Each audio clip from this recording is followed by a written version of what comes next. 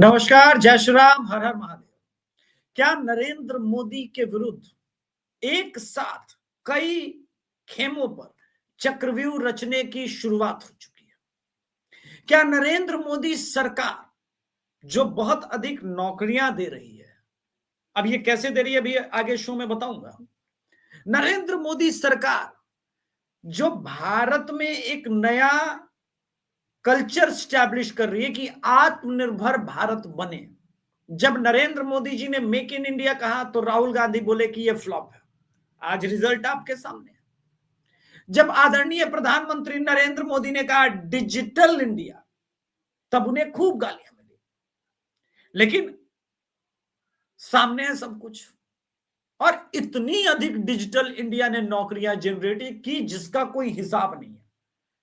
आज मैं भी यूट्यूब पे अगर चैनल चला रहा हूं, और कमाल की बात है, देखिए कैसे खेल बदलता है राजनीति में। एक समय भारत के पास डॉलर समाप्त होने को थे, आज डॉलर ही डॉलर है। हर एक यूट्यूबर फेसबुक यूज करने वाला डॉलर में कमाता है, और भारत का डॉलर का रेवेन्यू, स्टोरेज सब हाइप पर है। डॉलर का खेल बदल गया। लेकिन नरेंद्र मोदी जी ने जो सबसे बड़ा काम किया भारत के लिए ना, भारत के अंदर एक स्थिर सरकार दे दी। भारत विकास की गति पर भागने लगा। भारत दुनिया की सबसे चौथी बड़ी अर्थव्यवस्था बन गया। अब ये बात कैसे हजम हो भाई कि नरेंद्र मोदी इतना कुछ कर रहा है और इसकी सरकार को गिराने के प्रयास ना हो। नरेंद्र मोदी सरकार को तो गिराना, और एक साथ कई मोर्चों पर इस, और पहली बार दोस्तों मैं झूठ नहीं बोलूंगा, मुझे डर लग रहा है। पहली बार मुझे डर लग रहा है। उसका कारण मैं आपको स्पष्ट बताता हूं। पहले कुछ फोटोग्राफ देखिए। राहुल गांधी है, इनके साथ ये ऑलमोस्ट बुरखा नसी सूडान वाली हैं जो कि अब यूएस की हैं। ये ब्लू सूट में एक देखिए राहुल गांधी बगल में है। जर्मनी की यात्रा के बाद अलग अलग तस्वीरें सामने आ रही है और खेल भी सामने आ रहा है। मैं बता रहा हूं कैसे। बड़ा षड्यंत्र, बड़ी कॉन्स्पिरेसी। ठीक है, फोटोग्राफ बहुत ध्यान से देखिएगा और खेल मैं आगे समझाऊंगा। ये मैडम तो कुछ भी करो यार, भले वामपंथन है लेकिन चलिए अब इस खेल के ऊपर से हम पर्दा उठाएंगे। ठीक है, उससे पहले आपसे एक निवेदन है, चैनल को सब्सक्राइब कीजिएगा, वीडियो को लाइक कीजिएगा और सपोर्ट कीजिएगा। ध्रुव राठी का यूं तो ये ट्वीट बड़ा आपको नॉर्मल लगेगा कि भाई ये क्या है, इससे क्या होना है। Why don't you share the average hourly earning of delivery workers on your platform? Let the people compare if it's more than formal entry level job or not. ठीक है, लेकिन आपको लगेगा कि इससे क्या हो रहा है। भैया ये तो एक ट्वीट है, अचानक आप इतना क्यों परेशान हो रहे हैं। ध्रुव राठी का एक ट्वीट है।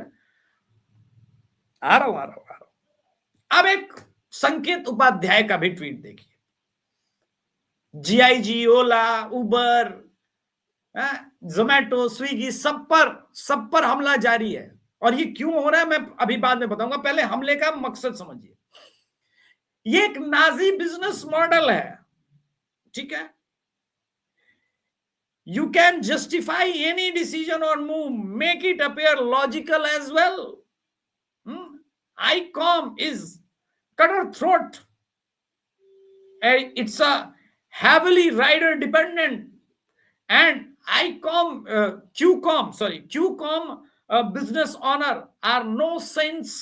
ठीक है, आपको लगेगा कि दो से क्या होता है।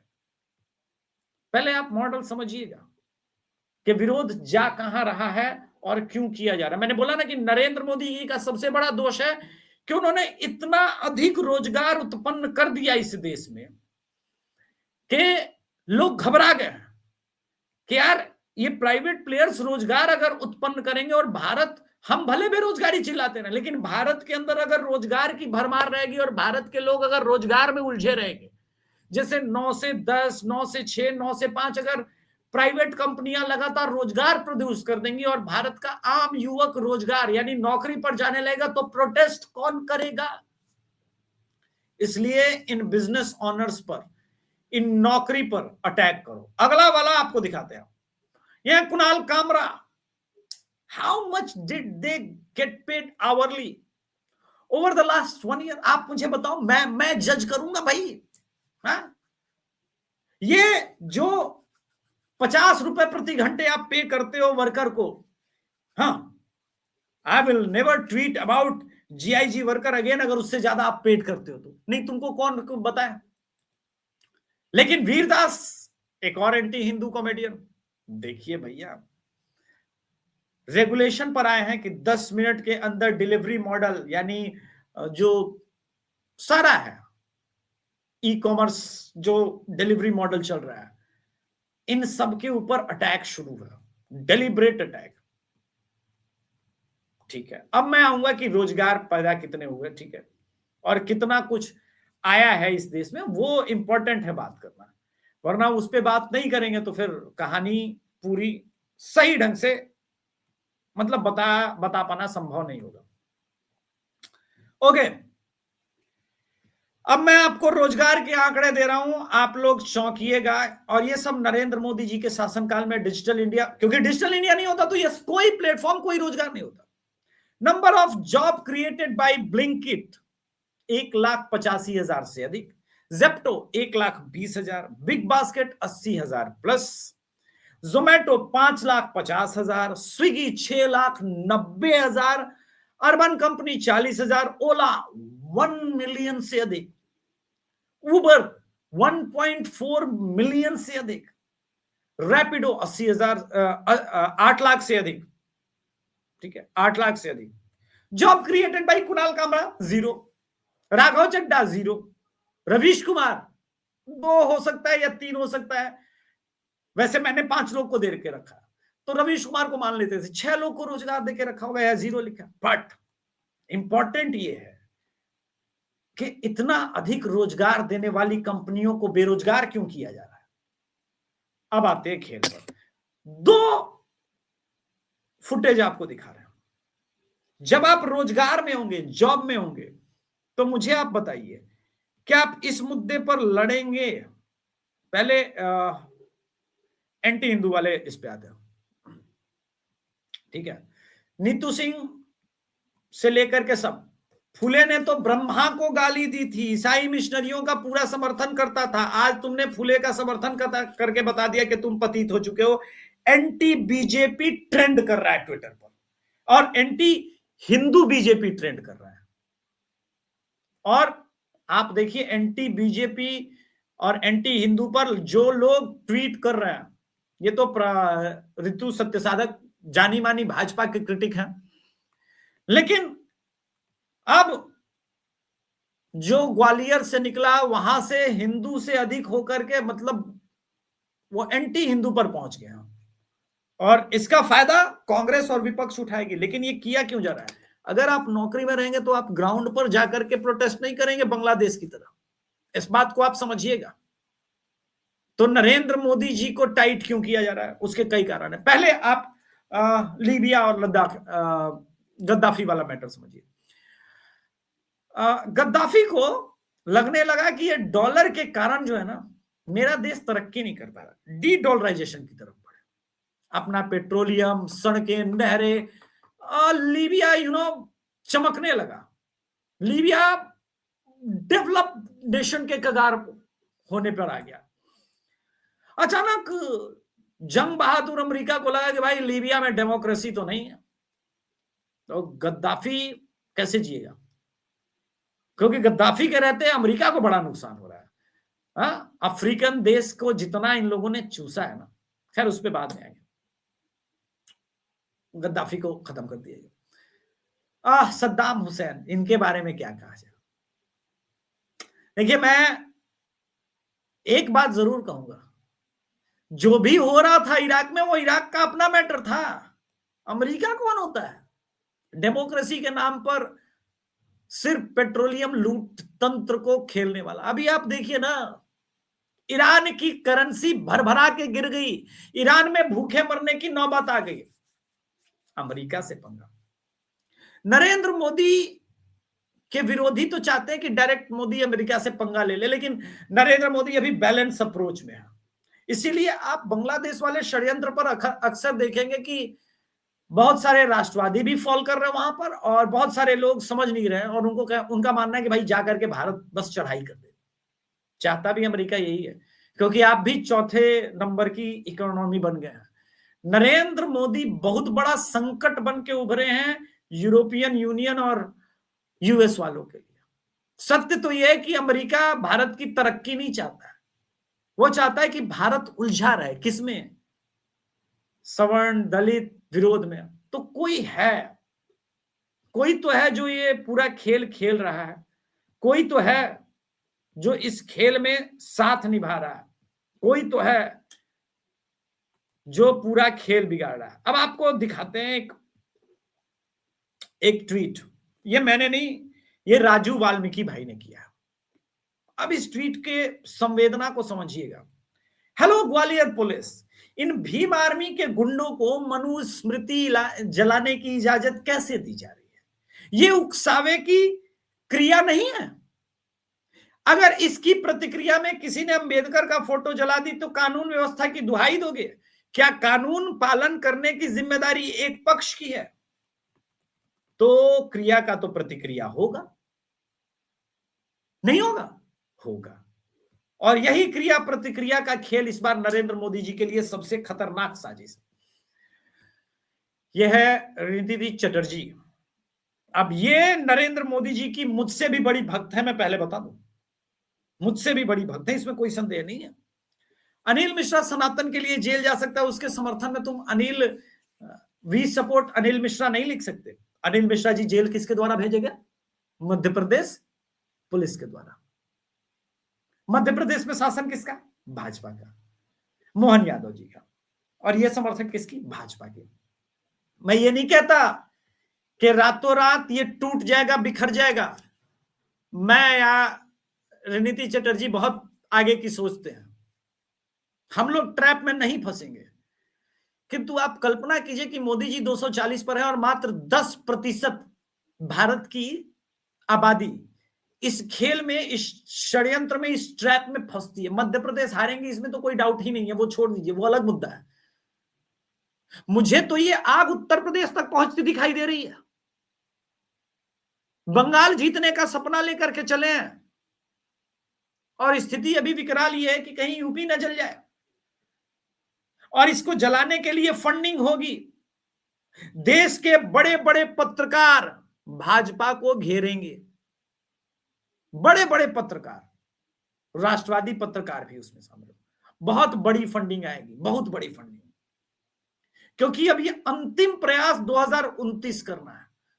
वो कहते हैं ना, एक धक्का और दो, ये अंतिम प्रयास है। और भारत की राजनीति का एक दुर्भाग्य जानते हैं, हर 15 वर्ष में भारत की राजनीति बदल जाती है। अनफॉर्चुनेटली इस बार हर वो 15 वर्ष वाला एक वर्ष होगा, और राजनीति बदलती है, उसके डायनेमिक्स बदलते हैं।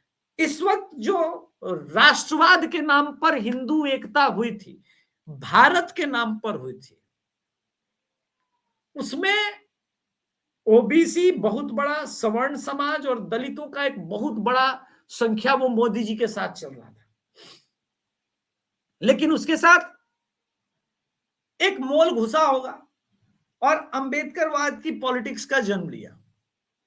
डीप स्टेट सोरस में बैठे हुए लोगों को यह समझ में आ गया कि नरेंद्र मोदी को कांग्रेस और राहुल गांधी के बस का नहीं है हराना। खेल जातीय जनगणना से शुरू हुआ था, लेकिन नरेंद्र मोदी को राहुल गांधी नहीं हरा सकता। नरेंद्र मोदी को हरा सकता है सवर्ण समाज। ये वास्तविकता है, मैं हंस के बोल रहा हूं, लेकिन ये सही है, क्योंकि सवर्ण समाज वोकल है। और अगर सवर्ण समाज, और ये एक्सपेरिमेंट नया भी नहीं है, ये एक्सपेरिमेंट 2024 में सिर्फ राजपूत में फूट डाल करके तोड़ने का प्रयास किया गया था। गुजरात से उठी आग राजस्थान जला गई, यूपी पूरा आग लगा गई। उसमें भाजपा की भी कई गलतियां थी, पर उनमें से कई कारण में से एक ये कारण था। और फिर योगी आदित्यनाथ जी को नया नारा देना पड़ा, बटोगे तो कटोगे। और पूर्वी पाकिस्तान में सिचुएशन भी ऐसा उत्पन्न हुआ था कि योगी जी की बात बिल्कुल सही हुई। अब नरेंद्र मोदी जी को समझ में आ गया था ये खेल, अगस्त में ही समझ में आ गया था। तभी 15 अगस्त को इन्होंने कहा कि डेमोग्राफी, बदलती हुई डेमोग्राफी पर वार करना होगा। अलग अलग कार्यक्रम शुरू हुए, फॉरेनर और इमिग्रेशन बिल लाया गया, एसआईआर आ गया, ऑपरेशन टॉर्च लाइट हो गया, ये सब कुछ चल रहा है। लेकिन भारत के अंदर विरोध बदल गया।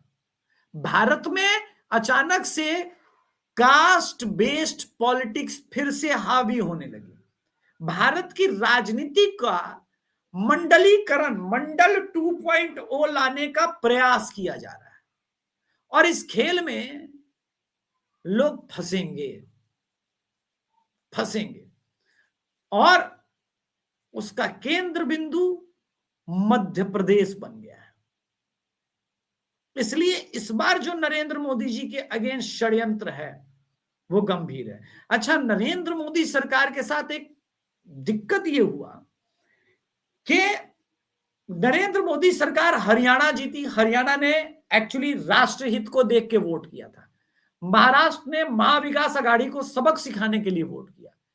बिहार इलेक्शन ने नीतीश कुमार और बीजेपी को अलायंस एंटी राजद वोट किया था, जो गाने चल रहे थे और महिलाओं ने दबा के वोट किया था। लेकिन इन सबको एक फ्रेम में चाटुकार पत्रकारों ने ऐड किया और कहा कि ये तो अमित शाह जी की विजन की जीत है। नहीं, महाराष्ट्र और हरियाणा योगी जी की जीत थी। यहां चूक कर रही है टीम। बिहार नीतीश और भाजपा और हिंदू, इसकी जीत थी, क्योंकि पूर्वी पाकिस्तान का असर था। आप जनवरी 2024 का मेरा वीडियो उठा लीजिए, जब ये लोग कुंभ का विरोध कर रहे थे। मैंने बोला था कि भारत का हिंदू और स्पेशली बिहार का हिंदू बहुत प्रो मोदी है, मोदी जी में बहुत आस्था रखता है और योगी जी में बहुत आस्था रखता है और सनातन में बहुत आस्था रखता है। ये अपने आप कब्र खोद रहे हैं लोग जो महाकुंभ के बारे में उल्टा सीधा बोल रहे थे। तो कलेक्टिव रूप से बहुत सारे कारण है, बहुत सारा लेयर है, लेकिन इस जीत का भी श्रेय अमित शाह जी को दे दिया गया। मुझे कोई ऑब्जेक्शन नहीं, आप दे दीजिए। पर अब जो चीजें हो रही है उसके फेलियर भी यहीं से हो रहे हैं। ओवर कॉन्फिडेंस, पार्टी और नेता के बीच में संवाद नहीं। आखिरकार योगी आदित्यनाथ जी को एसआईआर के बीच में जब अध्यक्ष बने थे उनको कहना पड़ा कि भाई हमारे नाम ज्यादा कट रहे हैं, थोड़ा कीजिए, ग्राउंड पर भाजपा के लोगों को भेजिए। अब उत्तर प्रदेश के जो लोग होंगे वो कमेंट कर देंगे कि भाजपा का बीएलए क्यों नहीं है, बंगाल में एक्टिव है तो यूपी में क्यों नहीं हुआ। और एक और बात बता दें, बंगाल आप जीते उससे राजनीति में बहुत बड़ा फर्क पड़ेगा, लेकिन अगर आप यूपी गलती से हारे तो राजनीति में ही नहीं पूरे राष्ट्र में बहुत ज्यादा फर्क पड़ जाएगा, बहुत ज्यादा फर्क पड़ जाएगा। मोदी जी का वापस आना बहुत मुश्किल हो जाएगा। इसलिए जो लोग राजनीति में ये चाह रहे हैं, बिहार में हो, झारखंड में बैठे हो, उत्तर प्रदेश में बैठे हो, कि योगी आदित्यनाथ जी को रास्ते से हटा करके हम आगे बढ़ सकते हैं क्या, और योगी जी को रास्ते से हटाने के लिए वो तमाम खेल खेले जा रहे हैं। पहला अटैक मोदी जी पर नहीं हो रहा है, योगी जी के ऊपर हो रहा है। आप लोग ध्यान दीजिएगा अगर तो, क्योंकि जब तक योगी आदित्यनाथ है 2029 का चुनाव नरेंद्र मोदी जी को हराना कठिन काम होगा, बहुत कठिन काम होगा। शुरुआत तो यूपी से ही करनी पड़ेगी। गहरा षड्यंत्र है और इस षड्यंत्र में इस बार अमेरिका खुल करके आएगा। तभी ममदानी वाला चैप्टर आया है। ममदानी वाला चैप्टर यूं ही रातों रात नहीं है, ना ना ना, बहुत सोच समझ के। तो क्या एक नया मेयर पॉलिटिक्स शुरू होगा। एक और पॉइंट जोड़ देता हूं, न्यूयॉर्क,